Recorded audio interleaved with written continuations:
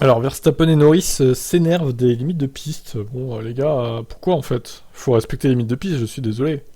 Sinon, c'est la porte ouverte à tous les excès. Ce point aurait provoqué la colère de Vettel lors du briefing des pilotes. Comment faire respecter les limites de piste en F1? La question se pose clairement, en particulier en Autriche.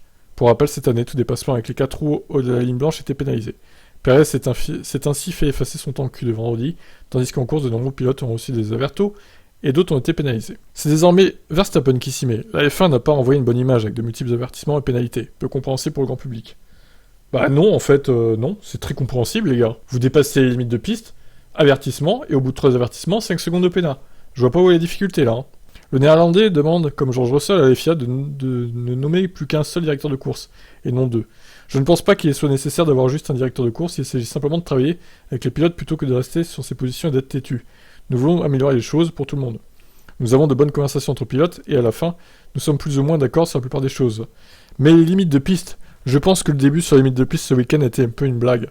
Non seulement en F1, mais en F2 et F3. En F2, il y a eu en effet aussi du grabuge. Le revenant Roberto Merri a passé la ligne d'arrivée en deuxième place dimanche, mais sa pénalité de 5 secondes l'a fait reculer en cinquième place. Roberto Merri de retour en F2, lui. Il suffirait pourtant aux pilotes de bien rester sur la trajectoire, mais pour Verstappen, ce n'est pas si évident. C'est facile de le dire de l'extérieur, ouais, tu dois juste rester dans la ligne blanche. Ouais, je veux dire, ça semble très facile, mais ça ne l'est pas. Bah, il y a 4 pilotes qui sont restés dans la ligne blanche, je suis désolé. On l'a vu tout à l'heure, c'est pas si difficile. Hein. Parce que quand vous allez aussi vite dans un virage et que certains sont un peu à l'aveugle, et que vous avez un peu plus de sous-virage avec le dessus, c'est facile de dépasser la ligne blanche.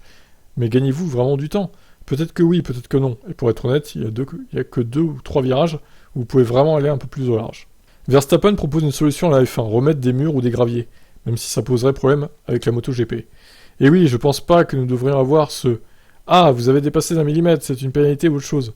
Alors il suffit d'ajouter un mur. Oui, un mur, bien sûr.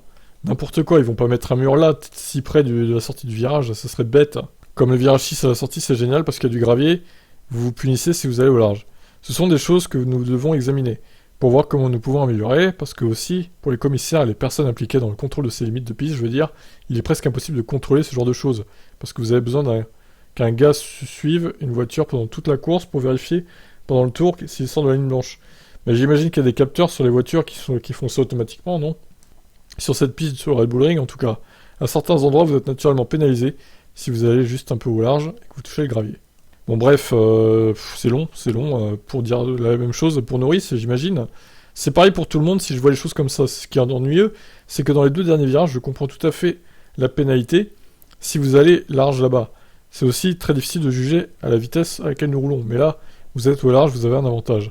Alors que j'en ai eu un dépassement au virage 1 où j'ai bloqué le pneu avant, j'ai touché le vibreur, j'ai perdu 1 seconde dans la colline au virage 3, puis j'ai eu un avertissement des mines de piste pour ça.